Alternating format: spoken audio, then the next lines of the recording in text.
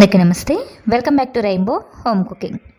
ఈరోజు మీ అందరికీ చాలా హెల్తీగా రాగి పిండితో కేక్ని ఎలా ప్రిపేర్ చేసుకోవాలో చేసి చూపించిపోతున్నాను. చాలా సింపుల్ రెసిపీ, ఇంకా చాలా హెల్తీ అండ్ టేస్టీ రెసిపీ కూడా. ఈ రెసిపీ కోసం ఒక మిక్సింగ్ బౌల్ తీసుకోవాలి. దానిలో అరకప్పు పెరుగుని తీసుకోవాలి. పెరుగు వేసుకున్న తర్వాత ఒకసారి ఈ విధంగా విస్కర్తో బీట్ చేసుకోవాలి.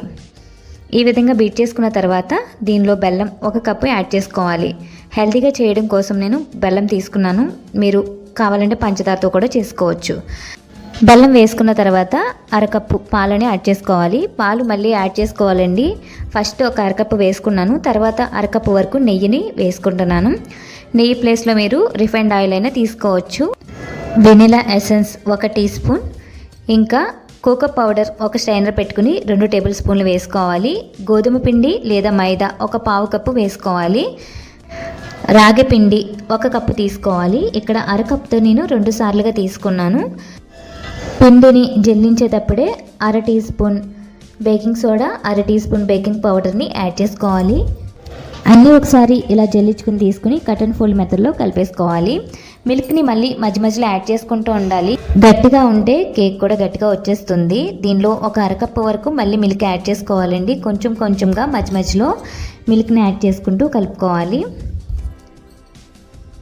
మీ దగ్గర వెనిలా ఎసెన్స్ లేకపోతే వెనిలా ఎసెన్స్ ప్లేస్లో యాలకుల పొడి అయినా 1 టీ స్పూన్ యాడ్ చేసుకోండి. ఇలా బాగా కలిపేసుకున్న తర్వాత దీన్ని కేక్ మౌల్డ్లో వేసుకోవాలి. ముందుగా కొంచెం నెయ్యిని అప్లై చేసుకుని లేదా ఆయిల్ని కానీ అప్లై చేసుకుని బటర్ పేపర్ వేసుకుని రెడీ చేసి పెట్టుకున్న కేక్ బ్యాటర్ని వేసేసుకోవాలి. ఈ విధంగా ఉండాలండి, మరీ గట్టిగా లేకుండా చూసుకోండి.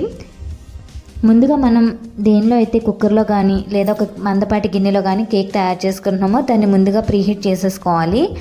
ఈ కేక్ పైన మనం కావాలంటే బాదం, జీడిపప్పు ఇలా పైన వేసుకోవచ్చు, వేసుకోకపోయినా పర్వాలేదు.